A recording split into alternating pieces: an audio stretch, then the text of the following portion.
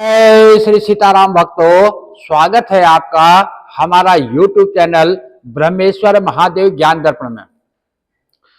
भक्तजनों, आज हमारा जो चर्चा का विषय है, हम जो है फाल्गुन मास के कृष्ण पक्ष में जो विजया नाम की जो एकादशी आती है, उस एकादशी की जो है हम कथा आपको सुनाने जा रहे हैं। भक्तजनों, यदि आप हमारे इस चैनल पर नए हैं, अभी तक आपने हमारे चैनल ब्रह्मेश्वर महादेव ज्ञान को सब्सक्राइब कर लीजिएगा। वीडियो आपको अच्छी लगे इसको लाइक कीजिए, ज्यादा से ज्यादा लोगों को शेयर कीजिएगा। भक्तजनों, जो फाल्गुन मास के जो कृष्ण पक्ष में जो एकादशी तिथि आती है, इसको जो है विजया नाम से जाना, जैसे कि उसके नाम से ही जो मतलब जाना जाता है। विजया मतलब विजय, यानी हर तरफ विजय को देने वाली है। तो ये जो कथा है त्रेता युग से ली गई है, और इसको जो है जो हम जो कथा आपको सुनाते हैं, ये जो है हमारे वेद पुराणों के अंतर्गत जो है ली गई है। पुराण हम इसको सुनाते हैं। और जो हमारी जो ये विजया एकादशी जो कथा है, ये जो है स्कंद पुराण से ली गई है।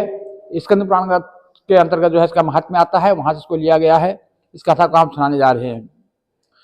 भक्तजनों, भगवान श्री हरि विष्णु को जो है एकादशी तिथि सबसे प्रिय है। इसलिए जो है हर वैष्णव जन को चाहिए कि वो हर प्रकार से जो है एकादशी का व्रत जरूर करे। यदि कोई किसी रोग के कारण या किसी अस्वस्थता के कारण या किसी कोई विशेष प्रयोजन के कारण यदि कोई व्रत रखने में असमर्थ है, तो उसको चाहिए कि वो जो है इसके नियमों का पालन करे। और नियमों का पालन कर सवेरे जो है एकादशी के दिन ब्रह्म मुहूर्त में उठ करके इसका पूजन कर ले। पूजन करने के पश्चात जो कथा श्रवण करने के पश्चात में जो है अपना जूस, फूल, दूध, फल इत्यादि लेकर के जो है अपना दिनचर्या निकाले। इसलिए जो सात्विक आहार ले और चावल का त्याग करे, तो इस प्रकार से जो एकादशी के नियमों का जो पालन कर लेता है, उसको भी जो है एकादशी के व्रत के बराबर के फल प्राप्त हो जाता है। तो भक्तजनों, कथा जो है हम जो कथा सुनाने जा रहे हैं, ये भगवान श्री कृष्णचंद्र जी ने जो है युधिष्ठिर जी महाराज से सुनाते हैं। वो कथा हम आपको सुनाने जा रहे हैं। भक्तजनों, धर्मराज युधिष्ठिर जी ने कहा कि हे वासुदेव, फाल्गुन के कृष्ण पक्ष में जो एकादशी होती है उसका क्या नाम है? हे वासुदेव, यह मुझसे प्रसन्न होकर के कहिए। तो भगवान श्री कृष्ण बोले कि हे राजेन, जो फाल्गुन के कृष्ण पक्ष में जो है एकादशी जो होती है, उसका नाम जो है विजया एकादशी है। और व्रत करने वाले मनुष्य को जो है सदा ये विजय प्रदान करती है, हर तरफ उसकी जय ही जय होती है। उसकी जो कथा है मैं आपको कहता हूं, उसके व्रत का जो महात्म्य है वो सारे पापों को हरने वाला है। एक समय जो है जो देव ऋषि नारद मुनि ने जो है कमलासन में विराजे हुए भगवान ब्रह्मदेव से पूछा कि फाल्गुन मास के कृष्ण पक्ष में जो एक विजया नाम की जो एकादशी तिथि होती है, हे सुरश्रेष्ठ, उसका व्रत जो है प्रसन्न होकर के मुझसे कहिए, उसके महात्म्य के बारे में हम मुझे बताइए। तो इस प्रकार से नारद मुनि के द्वारा पूछे जाने पर पितामह श्री ब्रह्मा जी बोले कि हे नारद, सुनो, उत्कृष्ट पापों को हरने वाली कथा मैं आपसे कहूंगा, आप जो है ध्यान लगा कर सुनिए। यह व्रत जो है परम पवित्र है और पापों को जो है नाश करने वाला है। जो विजया नाम का जो व्रत है, मैंने आज तक किसी से नहीं कहा, आज मैं जो है तुमसे इसे पूछा तो मैं तुम्हें कहूंगा। यह जो है विजया जो है मनुष्य को हर तरफ जो है जय देने वाली है, यानी हर तरफ जो है उसको विजय प्रदान करने वाली है। तो श्री ब्रह्मा जी कहते हैं ना जिसे कि 14 वर्ष के लिए जब भगवान श्री रामचंद्र जी जो है तपोवन को गए और सीता लक्ष्मण जी समेत जो है वो पंचवटी में जो है वास कर रहे थे, और वहां बसते उन्हें जो है काफी समय हुए। तो वहां पर जो है जो माता सीता नाम की जो तपस्विनी स्त्री को जो है रावण नाम का जो राक्षस था वो वहां से जो हर कर ले गया। उस समय जो है दुख से राम जो है मोह को व्याप्त हुए। तो भगवान को जो है उस टाइम काफी जो है मोह प्राप्त हुआ, दुखी हुए, क्योंकि अब बहुत से लोग हमसे प्रश्न कर देते हैं कि वो तो भगवान थे, उनको दुख कैसा, उनको मोह कैसा।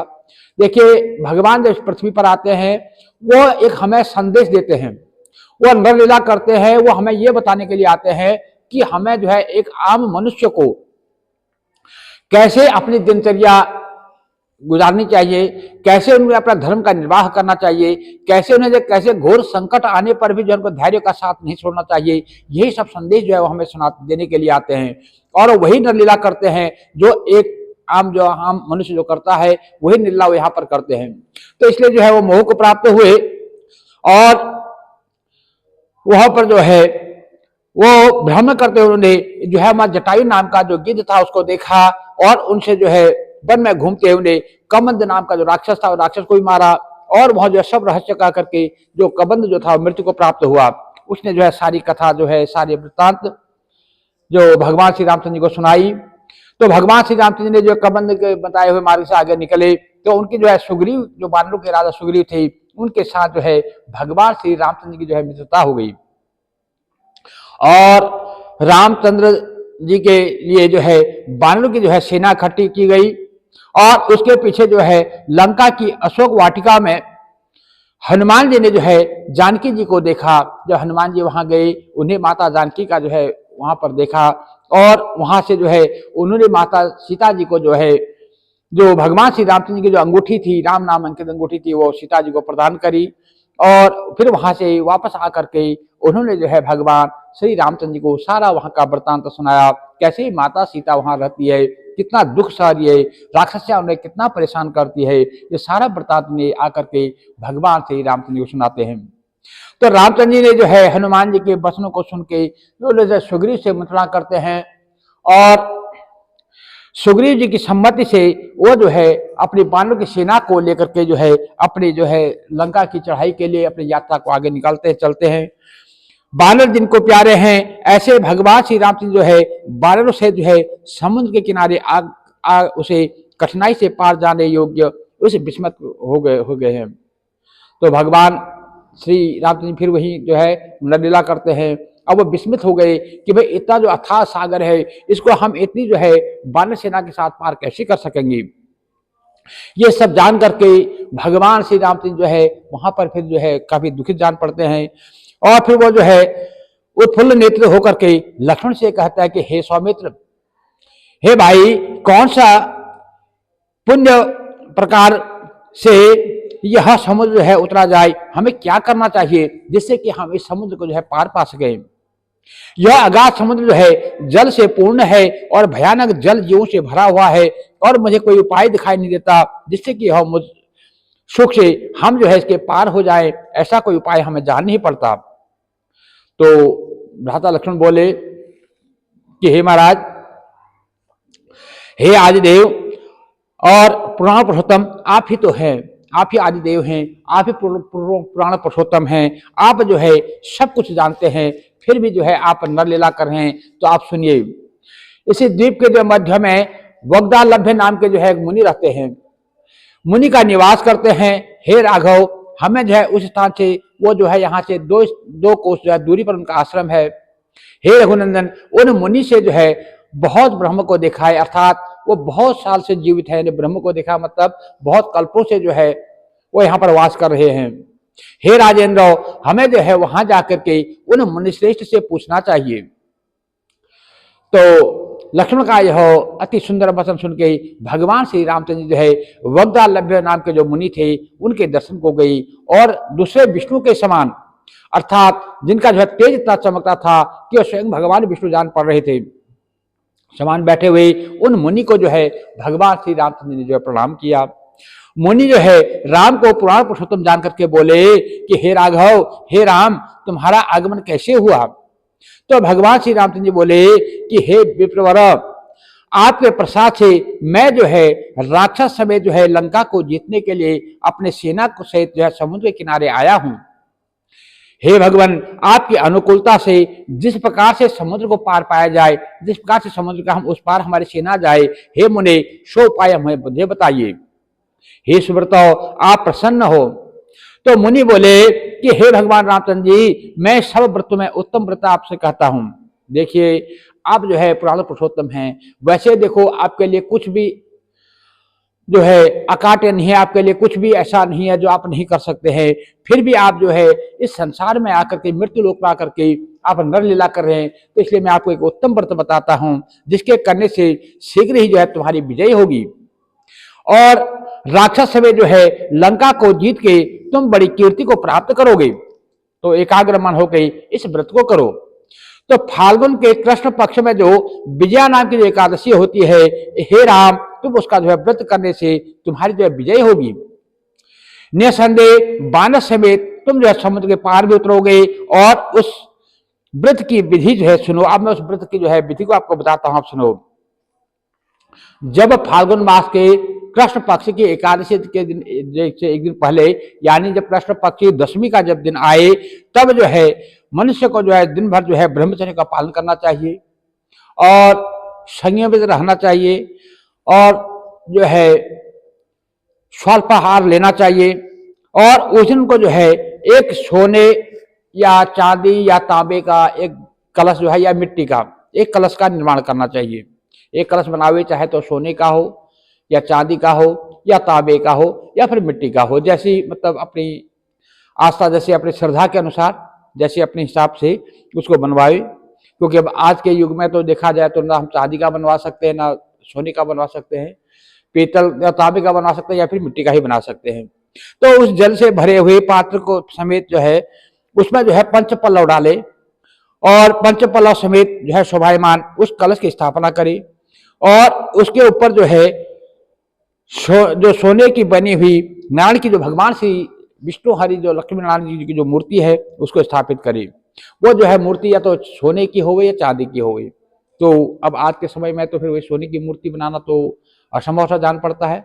इसलिए जो भी हमारे पास जो भगवान की मूर्ति, जो आम जो मूर्तियां होती हैं बाजार से, पीतल की या तांबे की, जो भी मूर्ति हमारे पास हो उस मूर्ति को ले आए तो उसको जो है कलश के ऊपर उसको स्थापित करें और एकादशी के दिन प्रातः काल जो है स्नान कर फिर चंदनमाला आदि चढ़ा करके उस कुंभ को स्थापित करें।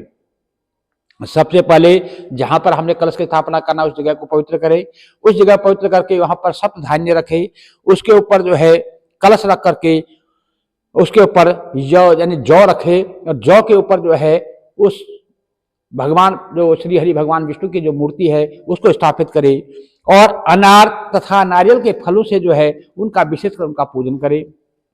हे रामचंद्र जी, तो इस प्रकार से गंध, धूप, दीप और नाना प्रकार के नैवेद्य से जो है कुंभ के ऊपर जो भगवान श्री नारायण की जो मूर्ति है उनका जो है भक्ति पूर्वक पूजन करे और उस मूर्ति के आगे जो है दिन भर जो है अपना भगवान का पूजन करे, भगवान का यश गान करे, भगवान के कीर्तन गावे, रात्रि में जागरण करे और रात्रि में जागरण करे और फिर जब अगले दिन जब द्वादशी तिथि जब प्राप्त हो तो उस समय सूर्योदय के होने पर जो है कुंभ को लेके किसी नदी या झरने में जावे अथवा जो है तालाब में जल में स्थापित करके यथाविधि जो है उसको कुंभ की जो है फिर पूजा करे और पूजा करने के बाद उस कुंभ को जो है देवता की प्रतिमा समेत कोई वेद पाठी जो ब्राह्मण हो उस ब्राह्मण को दान दे। हे राजेंद्र, कुंभ के साथ जो है और भी जो महादान है, जय वस्त्र दान है, धन जो जय वस्त्र दान है और जैसे अन्नदान है और नाना प्रकार के और भी जो दान आप मनुष्य करने में समर्थ है उन दानों को करें। हे राम, इस विधि से आप जो है अपने यूथब यानी अपने जो सेना सहित जो है आप जो बड़े बड़े सेना के अधिकारियों के समेत आप यत्न से इस व्रत को करो और तुम्हारी विजय निश्चित है, इसमें कोई शक नहीं है।